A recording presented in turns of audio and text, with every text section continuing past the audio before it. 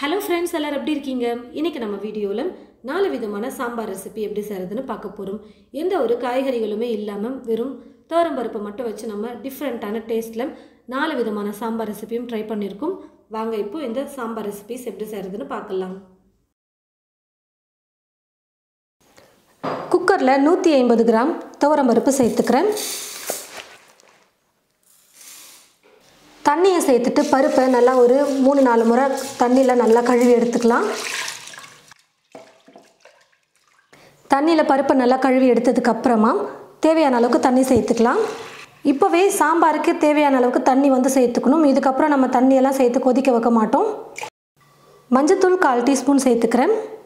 3 medium சைஸில் தக்காளி பழம் எடுத்து வச்சுருக்கேன். இப்போ இந்த தக்காளியும் கட் பண்ணி சேர்த்துக்கலாம். சும்மா ஒன்றும் பாதியமாக நம்ம கட் பண்ணி சேர்த்தாலே போதும். பருப்பு கடையை தான் போகிறோம். கூடவே 10 பல் பூண்டு சேர்த்துக்கிறேன். காரத்துக்கு 5 வரமிளகாய் சேர்த்துக்கிறேன். புளி பார்த்தீங்கன்னா கொஞ்சமாக சேர்த்துக்க போகிறேன். இந்த மாதிரி நாரெல்லாம் இல்லாமல் எல்லாத்தையும் எடுத்துட்டு சுத்தம் பண்ணி புளியை சேர்த்துக்கோங்க. நம்ம அப்படியே கடையை போகிறதுனால நல்லா சுத்தம் பண்ணி சேர்த்துக்கோங்க. ரொம்ப கம்மியாக எடுத்துக்கோங்க. தக்காளி நம்ம 3 தக்காளி சேர்த்துருக்கிறதுனால புளி கொஞ்சமாக சேர்த்துக்கிட்டா போதும்.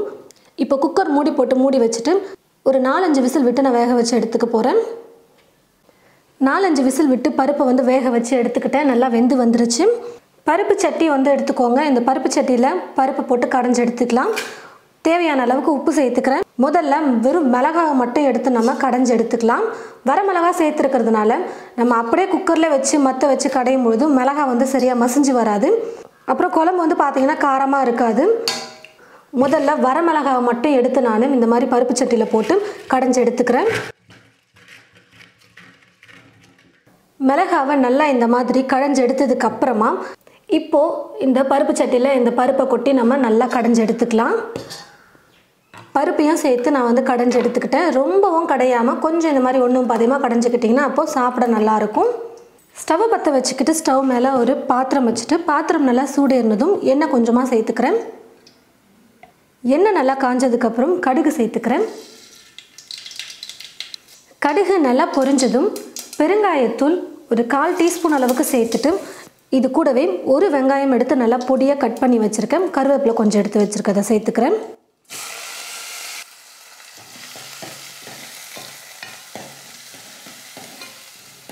வெங்காயம் பார்த்தீங்கன்னா நல்லா வதங்கி வந்துருச்சு. இந்த சாம்பாருக்கு பார்த்தீங்கன்னா வெங்காய வடகம் போட்டு செய்யும் போது ரொம்ப டேஸ்ட் சூப்பராக இருக்கும். உங்ககிட்ட வெங்காய வடகம் இல்லைன்னா இந்த மாதிரி வெங்காயத்தை நல்லா கலர் மாறுற வரைக்கும் வதக்கி எடுத்துக்கோங்க. இப்போ வெங்காயம் நல்லா வதங்கி வந்துருச்சு. இப்போ நான் ஸ்டவ் ஆஃப் பண்ணிடுறேன். இப்போ இது கூடவே கடைஞ்சி எடுத்து வச்சுருக்கிற இந்த பருப்பை சேர்த்துடலாம். பாருங்கள் ஃப்ரெண்ட்ஸ், ரொம்பவே டேஸ்ட்டாக சூப்பராக சாம்பார் ரெடி பண்ணிட்டோம். எல்லாத்தையும் போட்டு நம்ம குக்கரில் வச்சு வேக வச்சு எடுத்துட்டு வெங்காயத்தை மட்டும் தாளித்து கொட்டிட்டோம்னா போதும், சாம்பார் ரெடி. தண்ணி மட்டும் நீங்கள் சாம்பாருக்கு தேவையான அளவுக்கு கரெக்டாக பருப்பு வேக வைக்கும்பொழுது சேர்த்துக்கிட்டிங்கன்னா போதும். சுட சுட சாதத்தோடு சர்வ் பண்ணுறதுக்கு ரொம்பவே சூப்பரான ஒரு சிம்பிளான சாம்பார் ரெசிபி. அதுக்கு முதல்ல ஒரு குக்கர் எடுத்துக்கிட்டு குக்கரில் பார்த்தீங்கன்னா 150 கிராம் மசூர் பருப்பு பார்த்தீங்கன்னா சேர்த்துருக்கேன். அதாவது மைசூர் தால், மசூர் தால் அந்த மாதிரி சொல்லுவாங்க. இந்த பருப்பு பார்த்தீங்கன்னா 150 கிராம் எடுத்து தண்ணியில் நல்லா கழுவிட்டு தண்ணி இல்லாமல் இப்போ குக்கரில் எடுத்து வச்சுருக்கேன். இப்போ இது கூட 1/4 டீஸ்பூன் மஞ்சள் தூள், காரத்துக்கு 4 பச்சை மிளகாய், நல்லா பெரிய பெரிய பச்சை மிளகாவாக 4 எடுத்திருக்கேன். 2 வெங்காயம் எடுத்து இது போல் கட் பண்ணி வச்சுருக்கேன். ஒரு 1.5 வெங்காயத்தை இப்போ சேர்த்துக்கிட்டு மீதி ஒரு பாதி வெங்காயத்தை பார்த்தீங்கன்னா தாளிக்கும் போது சேர்த்துக்கலான்னு எடுத்து வச்சுருக்கேன். இப்போ இந்த வெங்காயத்தையும் சேர்த்துடுறேன். 2 பெரிய தக்காளி பழத்தை இது போல் நீளமாக கட் பண்ணி எடுத்து வச்சுருக்கேன். இதையும் சேர்த்துட்டு தண்ணி கொஞ்சமாக சேர்த்துட்டு பருப்பை வேக வச்சு எடுத்துக்கலாம். குறைஞ்சது ஒரு 4-5 விசில் விட்டு எடுத்தால் போதும். இது போல் பருப்பு நல்லா வெந்து வந்துடும். இப்போது மத்து வச்சு நல்லா பருப்பை கடைஞ்சி எடுத்துக்கிறேன். ஒரு மிக்ஸி ஜார் எடுத்துக்கிட்டு 2 துண்டு தேங்காவை சின்ன சின்னதாக கட் பண்ணி எடுத்து வச்சுருக்கேன். இது கூடவே 3 பல் பூண்டு சேர்த்துக்கிறேன். நீங்கள் பருப்பு வேக வைக்கும் போதே பூண்டு கூட சேர்த்துக்கலாம். நான் இப்போ அரைச்சி சேர்த்துக்கிறேன். 1/4 டீஸ்பூன் சீரகம் சேர்த்துட்டு 1 டீஸ்பூன் சாம்பார் தூள் சேர்த்து தண்ணி கொஞ்சமாக சேர்த்து நல்லா நைஸாக பேஸ்ட்டாக பார்த்தீங்கன்னா அரைச்சி எடுத்துக்கலாம். பாருங்கள் ஃப்ரெண்ட்ஸ், இது போல் நல்லா நைஸாக தேங்காவை அரைச்சி எடுத்ததுக்கப்புறம் ஸ்டவ்வை பற்ற வச்சுக்கிட்டு ஸ்டவ் மேலே இந்த குக்கரை வச்சுட்டு கடைஞ்சி வச்சுருக்கிற இந்த பருப்பில் பார்த்தீங்கன்னா அரைச்சிருக்கிற இந்த தேங்காய் விதை சேர்த்துட்டு குக் பண்ணிக்கலாம். கொஞ்சமாக மிக்ஸி ஜாரில் தண்ணியை சேர்த்து அலசி சேர்த்துக்கிறேன். கூடவே தேவையான அளவுக்கு உப்பு சேர்த்துட்டு உங்களுக்கு சாம்பார் எந்த அளவுக்கு வேணுமோ அதுக்கேற்றது போல் தண்ணியை சேர்த்துட்டு குறைஞ்சது ஒரு 5லேருந்து 6 நிமிஷத்துக்கு குக் பண்ணால் போதும். சாம்பார் வந்து ரெடி ஆகிடும். பாருங்கள் ஃப்ரெண்ட்ஸ், சாம்பார் சூப்பராக நல்லா குக் ஆகிட்டு வந்துருச்சு. நல்லா ஒரு 5லேருந்து 6 நிமிஷத்துக்கு நான் வந்து குக் பண்ணி எடுத்துக்கிட்டேன்.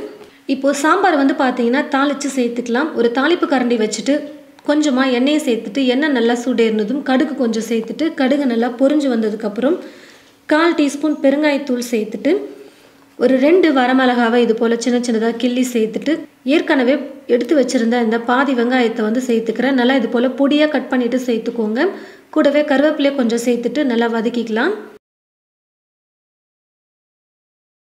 பாருங்கள், இந்த அளவுக்கு நல்லா பொன்னிறமாக வர வரைக்கும் வெங்காயத்தை வதக்குனதுக்கப்புறம் கொதிச்சிட்ருக்கிற இந்த சாம்பாரில் வந்து பார்த்தீங்கன்னா இந்த தாளிப்பை சேர்த்துட்டு கூடவே பொடியாக நறுக்கிய கொத்தமல்லியை கொஞ்சம் சேர்த்துட்டு நல்லா கலந்து கொடுத்துட்டு ஒரு பிளேட்டை போட்டு ஒரு 2 நிமிஷம் மூடி வச்சிட்டிங்கன்னா போதும். நல்லா கமகமன்னு சாம்பார் வந்து ரொம்பவே சூப்பராக ரெடி ஆகிடும். எந்த ஒரு காய்கறிகளுமே இல்லாமல் ரொம்ப சிம்பிளாக ரொம்ப டேஸ்டியாக வந்து பார்த்தீங்கன்னா இது போல் சாம்பார் வந்து நீங்கள் உங்களுடைய வீட்டில் செஞ்சு பாருங்கள். ஒரு கரண்டி சாதம் சாப்பிட்றவங்க கூட 2-3 கரண்டி சாதம் போட்டு இந்த சாம்பார் ஊற்றி சாப்பிடுவாங்க. அவ்வளோ டேஸ்டியாக இருக்கும். ஸ்டவ் பற்ற வச்சுக்கிட்டு ஸ்டவ் மேலே ஒரு குக்கர் வச்சுட்டு குக்கர் நல்லா சூடேறினதும் தேவையான அளவுக்கு எண்ணெயை சேர்த்துட்டு எண்ணெய் நல்லா காஞ்சதும் கடுகு கொஞ்சம் சேர்த்துட்டு நல்லா பொரிஞ்சு வந்ததுக்கப்புறம் 1 டீஸ்பூன் மிளகு சேர்த்துக்கிறேன். 1/2 டீஸ்பூன் சீரகம், காரத்துக்கு தேவையான அளவுக்கு வரமிளகாய் சேர்த்துக்கோங்க. நான் வந்து பார்த்தீங்கன்னா ஒரு 5-6 வரமிளகாவை கிள்ளி எடுத்து வச்சுருக்கேன், அதை சேர்த்துக்கிறேன். 150 கிராம் துவரம்பருப்பை தண்ணியில் நல்லா கழுவிட்டு தண்ணி இல்லாமல் வடித்து எடுத்து வச்சுருக்கேன். இப்போ இந்த துவரம்பருப்பையும் சேர்த்துட்டு ஸ்டவ்வை மீடியம் ஃப்ளேமில் வச்சுக்கிட்டு நல்லா துவரம்பருப்பை வறுத்து எடுத்துக்கலாம். பருப்பு வறுக்கும் பொழுதே கொஞ்சமாக பெருங்காயத்தூளும் நான் சேர்த்துக்கிறேன். ஒரு 1/4 டீஸ்பூன் அளவுக்கு பெருங்காயத்தூள் சேர்த்துட்டு நல்லா வறுத்துக்கிறேன். பாருங்கள் ஃப்ரெண்ட்ஸ், பருப்பு நல்லா வறுப்பட்டு வந்துருச்சு. ஒரு 3-4 நிமிஷத்துக்கு ஸ்டவ்வை குறைச்சி வச்சுட்டு வறுக்கும்போது துவரம்பருப்பு நல்லா வறுப்பட்டு வந்துடும். வறுக்க நல்லா மணம் வர ஆரம்பிக்கும். அந்த மாதிரி நல்லா மணம் வர ஆரம்பித்ததும் பருப்பு நல்லா வறுப்பட்டுருச்சுன்னு அர்த்தம். இப்போ இது கூட ஒரு 3-4 பல் பூண்டு சேர்த்துட்டு ஒரு பெரிய வெங்காயம் எடுத்து இந்த மாதிரி கட் பண்ணி வச்சுருக்கேன், அதை சேர்த்துக்கிறேன்.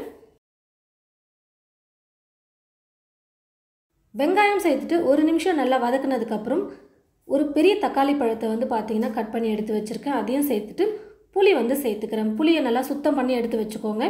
கொஞ்சமாக புளி வந்து நான் சேர்த்துக்கிறேன். வெங்காயம் தக்காளி எல்லாம் ஓரளவுக்கு நல்லா வதங்கி வர வரைக்கும் வதக்கிக்கலாம். பாருங்கள் ஃப்ரெண்ட்ஸ், எல்லாத்தையும் சேர்த்து நல்லா வதக்கிட்டேன்.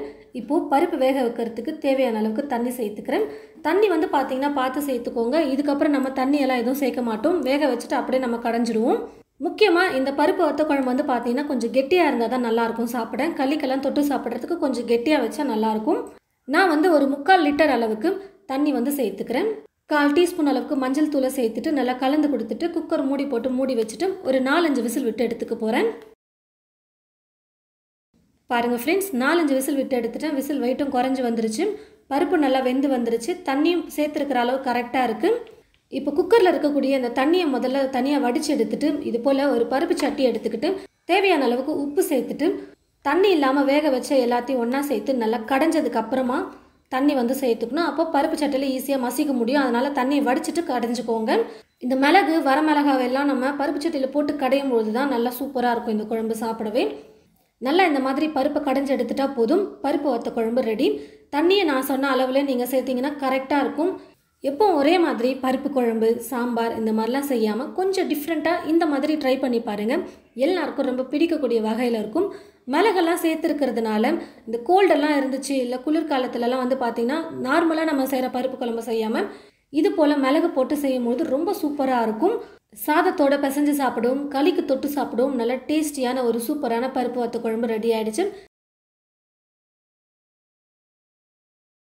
ஒரு குக்கர் எடுத்துக்கிட்டு இந்த குக்கரில் 150 கிராம் அளவுக்கு துவரம்பருப்பு சேர்த்துக்கிறேன். துவரம்பருப்பை தண்ணியில் நல்லா கழுவி எடுத்ததுக்கப்புறம் 10 பல் பூண்டு வந்து சேர்த்துட்டு 1/4 டீஸ்பூன் அளவுக்கு மஞ்சள் தூளையும் சேர்த்துட்டு 2 பழுத்த தக்காளி பழத்தை வந்து பார்த்திங்கன்னா கொஞ்சம் கட் பண்ணி சேர்த்துக்க போகிறேன்.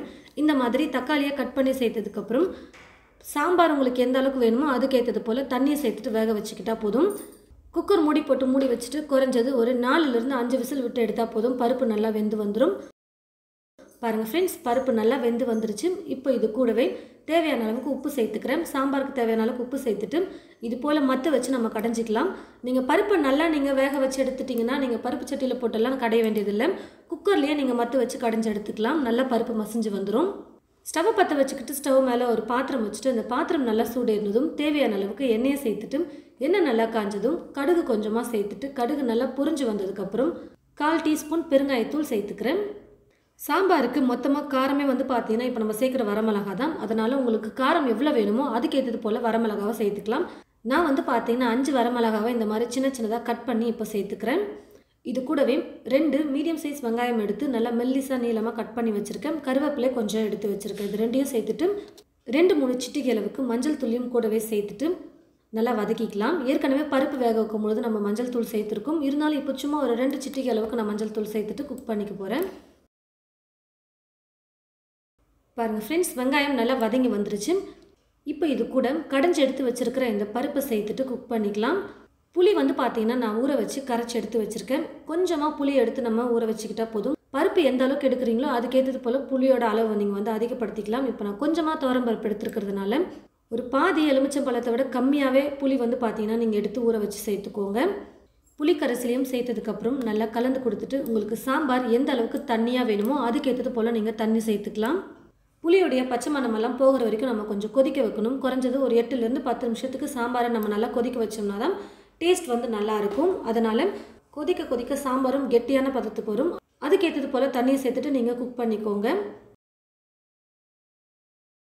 ஸ்டவ்வை மீடியம் ஃப்ளேமில் வச்சுக்கிட்டு 8-10 நிமிஷத்துக்கு சாம்பாரை நல்லா நான் கொதிக்க வச்சு எடுத்துக்கிட்டேன். இப்போ ரொம்பவே டேஸ்டியாக சாம்பார் ரெடி ஆகிடுச்சு. நான் ஸ்டவ் ஆஃப் பண்ணிடுறேன். கடைசியாக இது கூட பொடியாக நறுக்கிய கொத்தமல்லியை கூட சேர்த்து நீங்கள் கலந்து கொடுத்துக்கலாம். அது ஆப்ஷனல் தான். ரொம்பவே டேஸ்டியாக மிளகாய் கிள்ளி போட்ட சாம்பார் பார்த்தீங்கன்னா நம்ம செஞ்சுட்டோம்.